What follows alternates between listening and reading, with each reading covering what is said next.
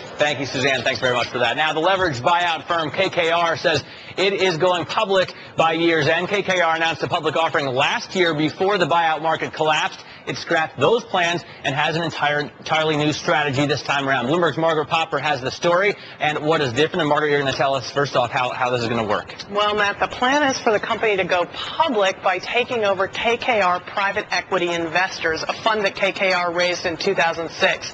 That fund is already listed on the Amsterdam Exchange. The transaction values KKR at roughly $15 billion. After the acquisition, shareholders of KKR Private Equity will own 21% of KKR. KKR is going to list on the New York Stock Exchange, but it won't issue any new stock. I think it's less than calling a bottom than it is KKR saying we have a long-term strategic plan. We need this currency. We also need to do something about KPE. This is an elegant way to do it all at once. The current deal would buy the assets from the Dutch company at a discount of 14 to 28%.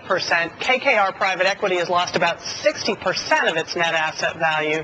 KKR co-founder Henry Kravis told investors on a conference call, quote, "We're all personally disappointed in KPE's stock price, I should say." Of course, not all of KKR's deals have been hugely profitable. KKR's famous buyout of RJR Nabisco, for example, resulted in the book of barbarians at the gate, but an internal rate of return of only 1%. Profitable exit strategies are tougher with the current stock market, and with leverage loans drying up, the buyout market has slowed to a crawl. Despite its 2009 profit forecast of $1.2 billion, KKR reported a net loss of $117.9 million in the first quarter of this year.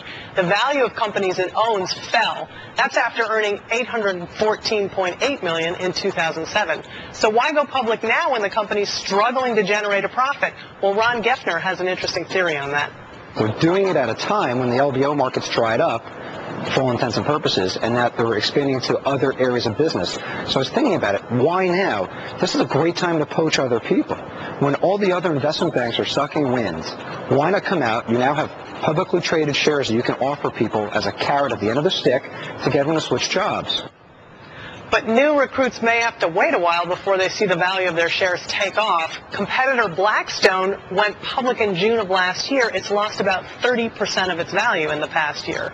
Geffner says the price-earnings ratio implied in the KKR deal is about 12. That compares to 13 times for Blackstone, he says, Matt. Yeah, I wonder how much of this is sort of keeping up with Blackstone. Well, there's a certain amount of that. Certainly, Blackstone forged the path by doing a $684 million IPO, and it used that money to diversify. And that could be what KKR is thinking about, because about 95% of KKR's profit comes from LBOs. Blackstone, at this point, 29%. It's put a lot of money into real estate and also hedge funds, Matt. All right. I also want to point out that only 1% return, but barbarians at the gate was pretty much worth it, I think. It was a good So read. we're all glad that they did it. Margaret.